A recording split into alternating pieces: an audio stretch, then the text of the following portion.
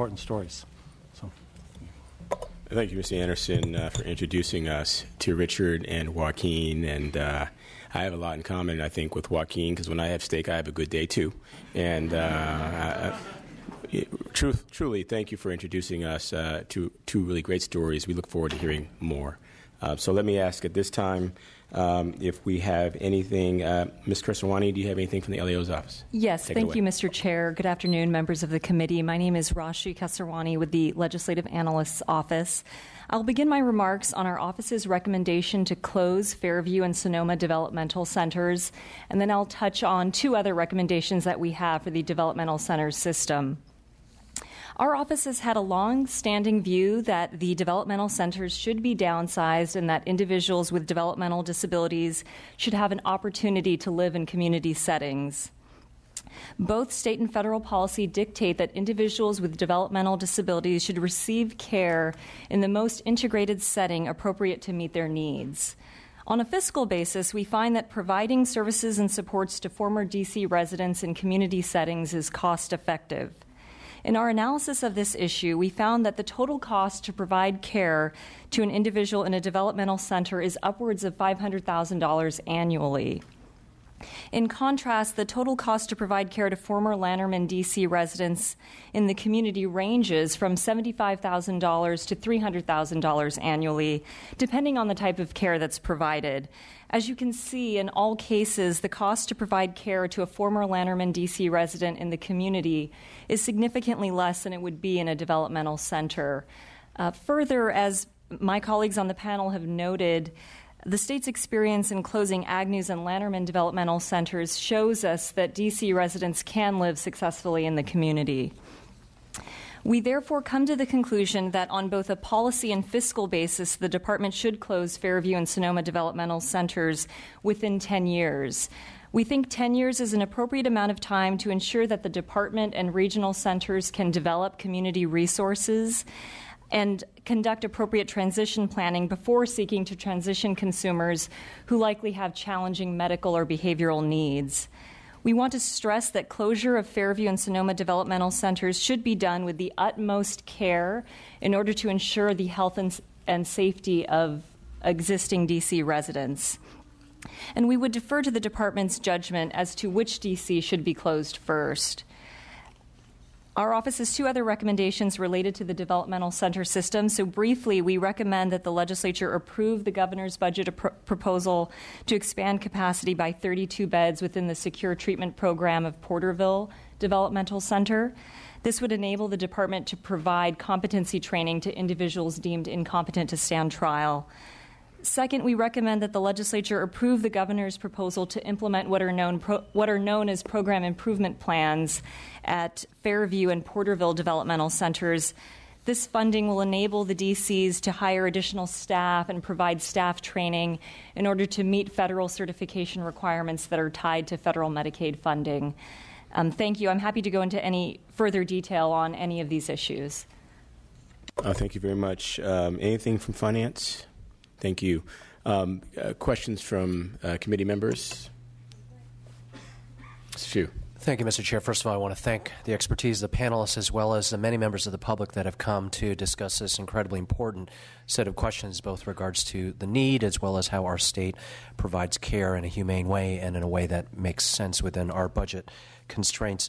I know that there have been at least 14 states that have transitioned to close all their institutions, as well as obviously a number of developmental centers in the state of California. My question to the panelists are, could you talk a little bit about what lessons have been learned both in other states as well as within California about how to transition from state-run developmental centers to being back in the community? What has been learned? What pitfalls should we avoid? Wondering if there are folks that have any high-level comments or advice about that.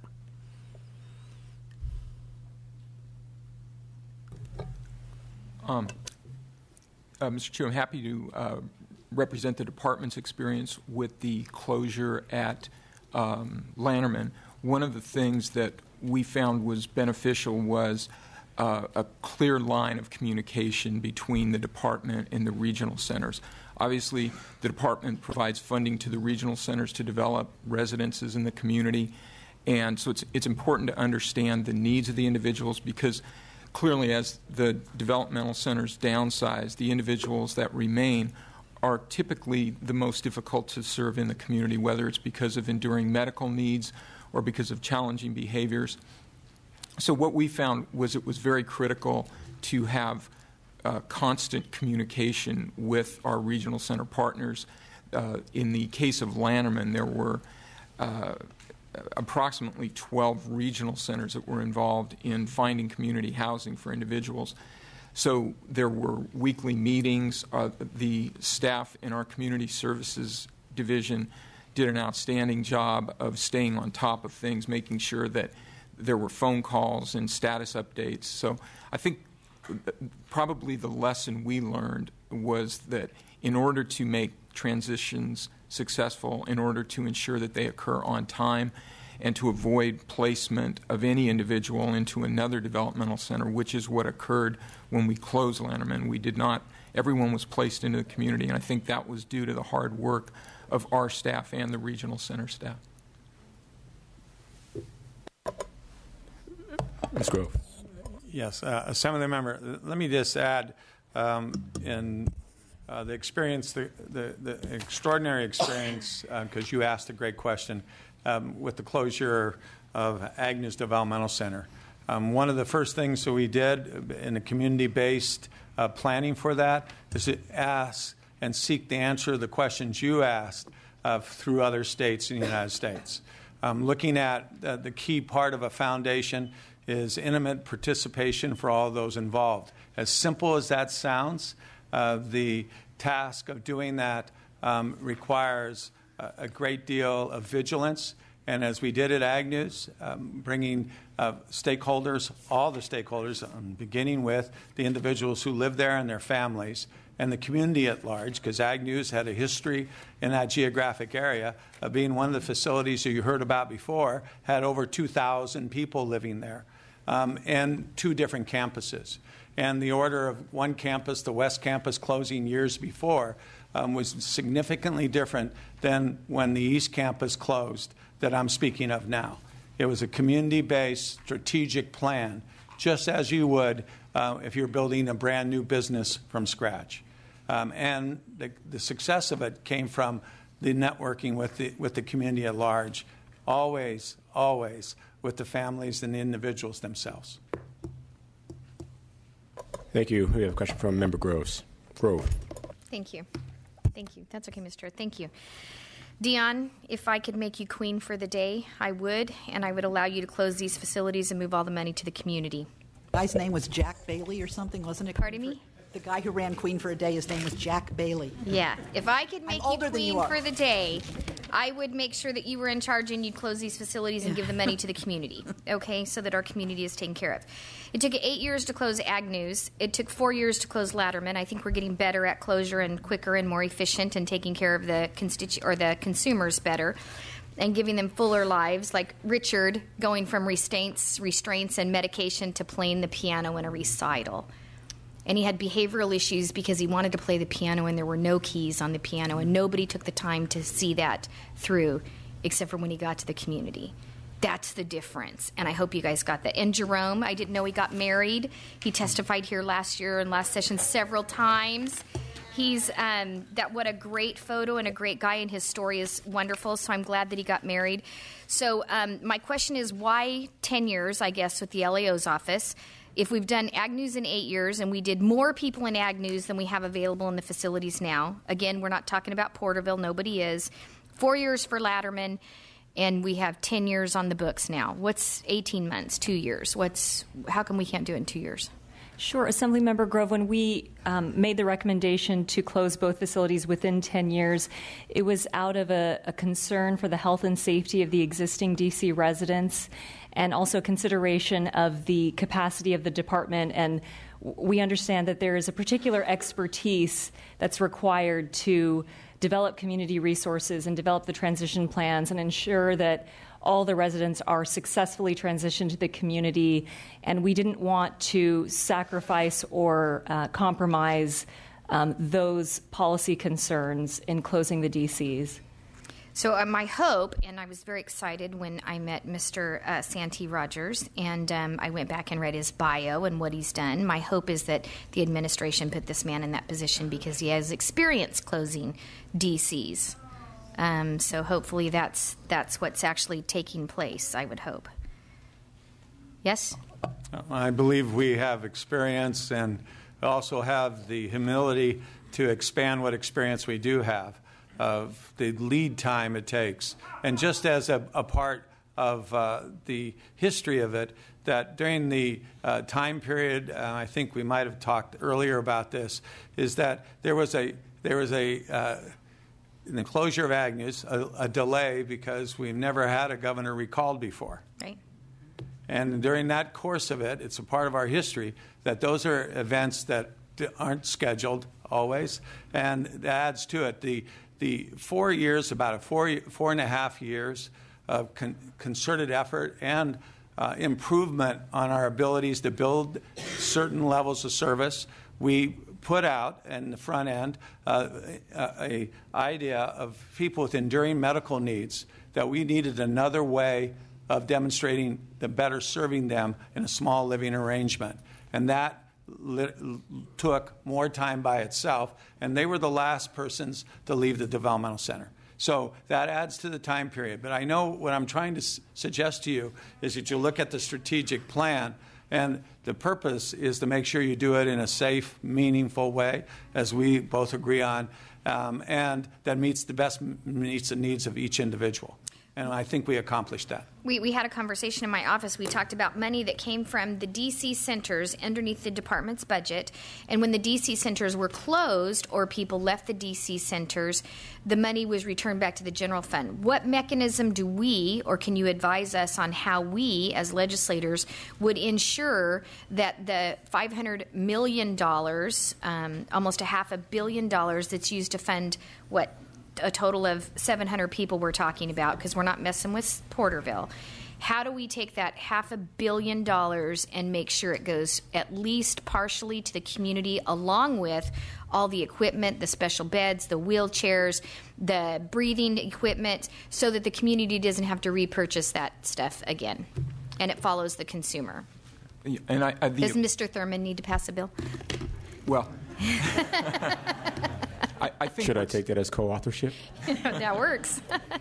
I think what's important to keep in mind in such a situation is that there are ongoing operational costs related to the developmental center, so that until the developmental center is actually closed and staff are given notice, and in a lot of cases they're able to move to other state institutions or work in the community, there are ongoing fixed costs that we have. So I think to do what you're proposing would require not only the legislature to consider what method they want to use to do that, but it would also require that the facilities would have to be completely closed, and there would be incremental savings that, if it was the will of the governor and the legislature to redirect those funds, that could occur, but it would have to be an incremental process. With the regional or with the developmental centers up and running, again, there are costs that will occur whether there's 500 people or 5 people. Right. So, and I understand that, but that would be the argument for closing them more expeditiously as well, so that money could move to the community in a faster manner, to sustain a great lifestyle for the people that are in there now and the community that's starving. I do have questions that I thought were going to be gone over, aside from the DC's closing and things like that. The decertification of Sonoma, the 4 ICF units, and I don't know who's going to answer this. The state of California had to backfill the budget because we lost significant federal funds totaling, $8.8 million, $8.9 million, close to $9 million. That was for a half a year's budget, or one budget, because it's a 2-year budget cycle. So you have that, and then it wasn't. The federal government didn't recertify those units, so now we're going to backfill it again for the 15-16 budget. And then my understanding from CMS is that you recently got a letter Thursday or Friday that they're going to decertify more units in Sonoma. So the federal government doesn't think that Sonoma has a facility that's adequate for these people to reside in, and yet we're still funding it to be open and backfilling from our budget. Can you tell me what the letter said? Are they going to decertify those additional units and pull an additional $43 million? Is that what it is?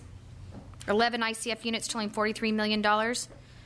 So can you tell me if they are going to pull the funding? Are you in negotiations with them to try to keep the funding? And if so, how is that going? Let us know, because we're a BudSub1 and we're going to have to make a decision, and we're going to be forced, I think like we were last budget cycle, to backfill a failing institution that just recently the Supreme Court ruled that we could have access to all the abuse records that took place. So we have a huge monumental failure that I don't want to backfill.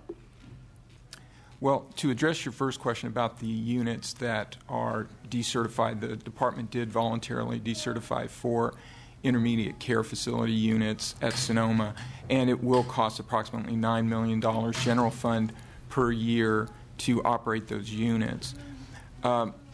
Regarding we did receive a letter from the Centers for Medicare and Medicaid Services, their Region 9 office, indicating that they were extending the funding for the 7 units that are currently out of certification. They're going to extend that funding through April 11th.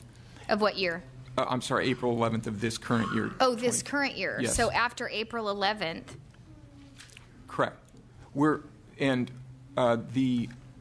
The Health and Human Services Agency is in discussions with CMS regarding the status of Sonoma and how to move forward there. Because obviously the federal government has made it clear, CMS has made it clear that they are not fond of institutional living, and while they have agreed to continue to fund the 7 units for another 45 days, the administration, the Health and Human Services Agency Secretary, is in discussion with CMS about how to move forward. What's the anticipated money that's going to cost for, this is last year's budget that will have to be adjusted to cover after the April 11th, right? If we have to fund all 11 units for an entire year, it would cost about $44 million general fund. So we're losing $44 million in federal funds because the Sonoma is an archaic institution that has not met the standards for living conditions for these people. Well, again, there are concerns. Both Department of Public Health and CMS has concerns about the intermediate care facility units. The nursing facility units at Sonoma, there is not an issue of certification, and residents, in our opinion, in all units receive excellent care. But in this particular case, again, we are discussing with the federal government how to move forward. Okay, can we talk about Fairview for a second? Mm-hmm. So the program improvement plans at Fairview and Porterville DCs, and again, Porterville, I'm not so much concerned with them because I get the whole thing behind the fence. I get that we need these emergency 32 beds because there's people inside the jails that, constitutional rights being violated. I get that. Mm-hmm. I get that. But what about the federal funding that has not been lost in these DCs yet? Does that money, that $12.2 million, does it come from the general fund for the 179 positions that you're requesting? Like if we take that $43 million and you don't ask for additional money for Sonoma, maybe we can take that $43 million that we're losing and fund some of these positions. Or again, my fight for the last 2 years that I have here in the State Assembly is to get as much money to the community as possible. So how do we get that money to the community? Well, again, it depends on the discussions that we have with CMS. It depends on their review of both Fairview and, Porterville and Fairview both will require surveys. there was a survey that was recently completed at Fairview. We don't have the final results yet, but while there were some issues that were identified by the Department of Public Health and CMS, they were not significant issues.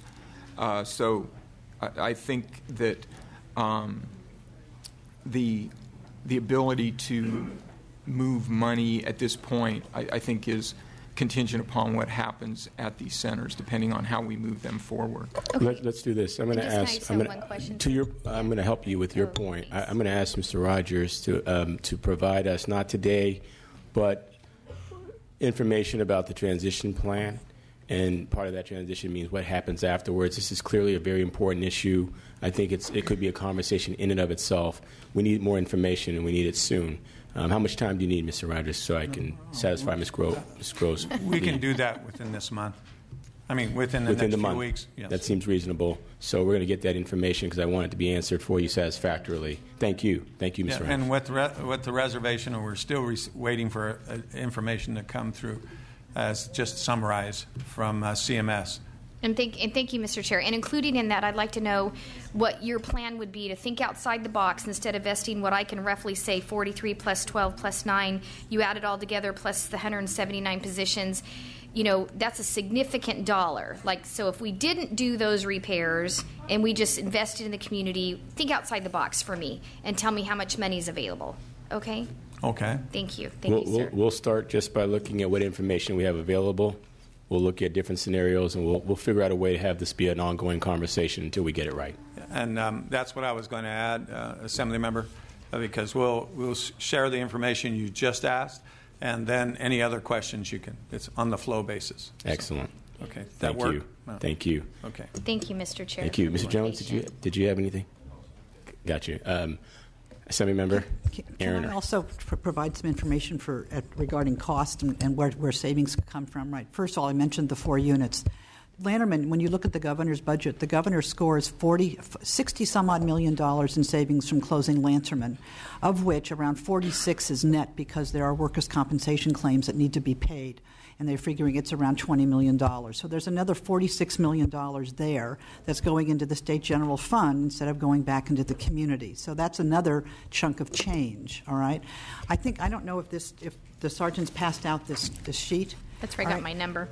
This is a very interesting sheet that's put together by the California Disability Services Association, CDSA, whose members obviously represent the community, right, and the community providers who are taking care of 278,000 people, with 10,000 more coming in, everybody, because that's what the budget also projects. 10,000 new consumers are going to be joining the community. And if you add up the cumulative savings since 2008, right, this is savings from, in other words, from as people leave the DCs and come into the community, it totals around $400 million since then. And that $400 million has gone back into the state general fund. It did not go back into the community. So this is on top of the cuts that the community took, which I want to say is $1 billion, something like that they took over the time of the recession, that they also never saw this $400 million transferred in. So they took in those consumers, right, let alone the caseload growth, because they also were, at that time we were struggling around caseload growth, if I remember. And they weren't getting COLAs either, right, let alone programs took cuts in rates. And so at this point, you've left the community they are so exposed, okay, and you'll very often you're going to hear from them in another panel. I actually want to get on to. I do want to get on to right. our public comment. So let's move. And for that $400 million, sir, is that $400 million is the 10% increase for the community. Well, we're not going to answer that today, but we are going to talk about the proposed 10% increase in the next panel. I want to thank this panel. I want to invite Assemblymember Dodd to come up. He's got a number of constituents who've come from his district today, and he's asked for an opportunity to give us a few brief remarks as we get started, and then we'll hear from the public. Welcome, Assemblymember Dodd. Thank you, Mr. Chairman. And committee members. Appreciate the opportunity to be here today, and thanks for giving me the chance to make some brief remarks about the budget for Sonoma Developmental Center, which obviously is located in my district. I'm here today to express my support for Governor Brown's proposed 15-16 budget for Sonoma Developmental Center. I also want you to know that I do support in investing in community centers for developmental services. But today I'm here specifically to talk to you about SDC. They offer numerous specialized services and medical care that make it a crucial resource for the residents and their families. The budget as proposed recognizes that fact.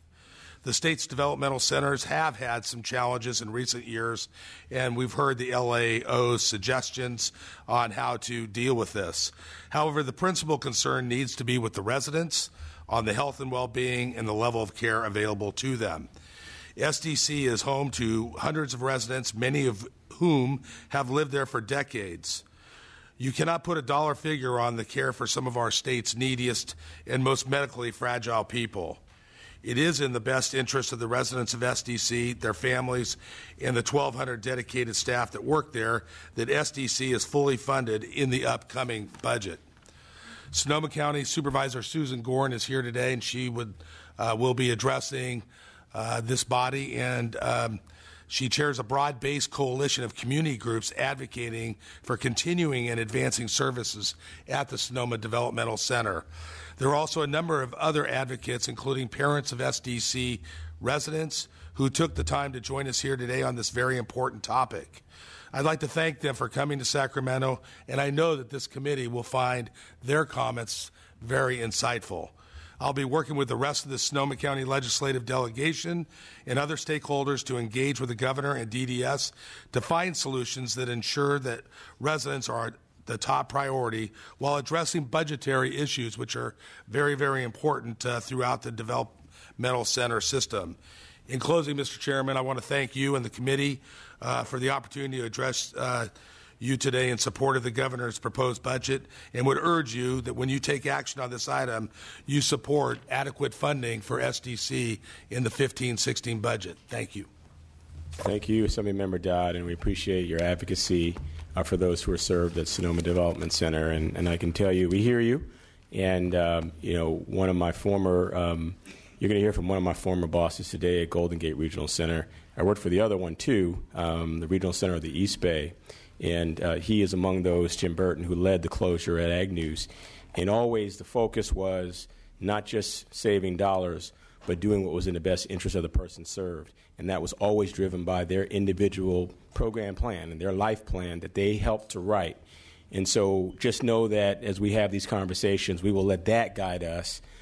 What can we do to serve the person served, and to make sure that even if they have medically fragile needs, that we balance their ability to live in the community independently. I've worked for a lot of supported living agencies, like Full Circle of Choices and others, where we found ways, I worked with Allegria, we found ways to help individuals live independently outside of the developmental centers. And that our guiding framing will always be what's in the best interest of the person served. So thank you for your advocacy, sir. Thank you. Thank you.